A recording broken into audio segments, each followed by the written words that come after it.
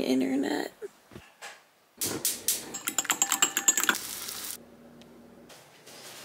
Good morning, I'm out the door. I feel like a student again. We have a 5-week self-paced course that I'm trying to get done this week. It's an ethics course. It's been interesting so far, but I'm headed to a coffee shop to put some work into that. The lighting is all wrong. It is 9:23 a.m. and I was over it, so I'm headed home. I don't know what I'm gonna do. I should probably work on more school stuff because it's only 9:30 and I could probably finish that class today, but I just wasn't inspired. I don't know. Let's figure it out together. I feel like I just do the same stuff every day, but that's the struggle bus that I'm on, is I want this to be interesting, but I'm either on my computer cleaning my house or watering my garden. Like, those are my hobbies, and none of that's very fun to watch. So let's make it fun. That's what storytelling is, right? I guess one thing that is going on in my life right now is I'm trying to plan my capstone. So if you're not in the world of occupational therapy, school specifically, I'm working on my doctorate in occupational therapy, and part of that is a culminating project at the end of it all. I'm sure different schools do it different ways. The way that my school does it is they basically just say, what are you interested in? Go do that. We come up with our own learning objectives for it. I ultimately like create something from it. It's kind of confusing, but it's our project. So we do the learning, it's self-directed, and then we're mentored by whoever's mentoring us. So that involves a lot of planning because you're basically asking someone like, hey, can you take extra time out of your day without a lot of compensation? Maybe they get some continuing ed for it to mentor me. It's a really awesome thing that OTs are willing to do.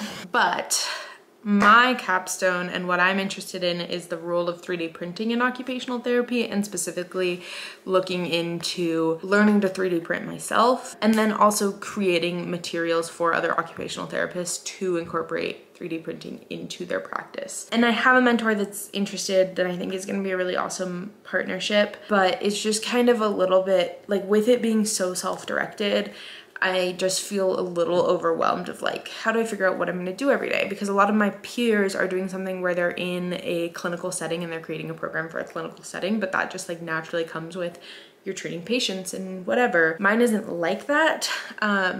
And I guess I'm just feeling a little overwhelmed of like, how am I gonna figure out what to do? I'm a pretty self-directed person. I'm really good at that part of things. So I'm not worried that like I'm not gonna get things done. It's just like, oh my gosh, how am I gonna create this whole project? I don't know.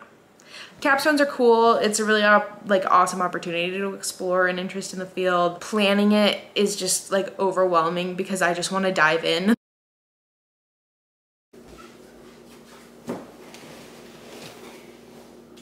It is time for dinner, and in this household we are a meal prep.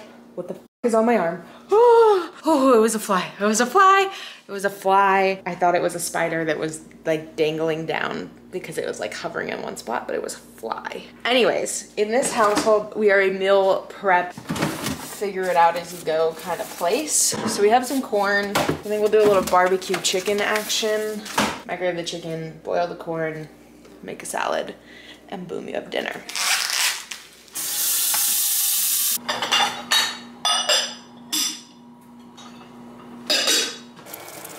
I was making this Caesar salad. There's Caesar on my phone.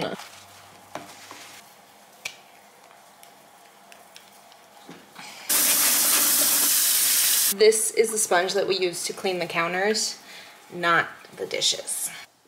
And today we are sampling some sauces. Okay, first up we have the Kinder's, the chicken sauce, dipping sauce. Just going for the whole bite? Oh, I'll just munch it off. I was expecting more. Oh, I actually like genuinely don't like that. I kind of feel it tastes like chalk. I don't know when the last time you ate chalk was. Okay, this is the honey hot barbecue sauce. I have high expectations. Yeah, I thought they were both bland. I was hoping for more. It's my review. Now we're going for a walk, but I don't want to carry my camera the whole walk. So enjoy this picture that I took at one point in time. We are back from our walkaroo, and I am getting peaches ready to go for peaches and cream tonight. If you're not familiar, where have you been? Simple recipe, peel some peaches, like so. You can then eat these parts. As a kid, I called them the tickets because it looked like a roll of tickets. Chop the peaches up into bite-sized bits, like so. Put them in a bowl. Dump some sugar on top. The key, however, is to let them sit, to let the sugar like bring out the juices. Eat them with some cream. I like a little dash of heavy whipping cream to make it just barely covered, like barely cover the peaches, or like just milk is fine. And this is the sweetest, most delicious treat. Peaches and cream. Best summer dessert. We watched House of Cards. I know we're 5, 6, 7 years behind, but don't worry about it. Ate our peaches. And quite honestly, I'm ready for bed. But it's 8 o'clock. Good night. As always, thanks for coming. I will see you next week.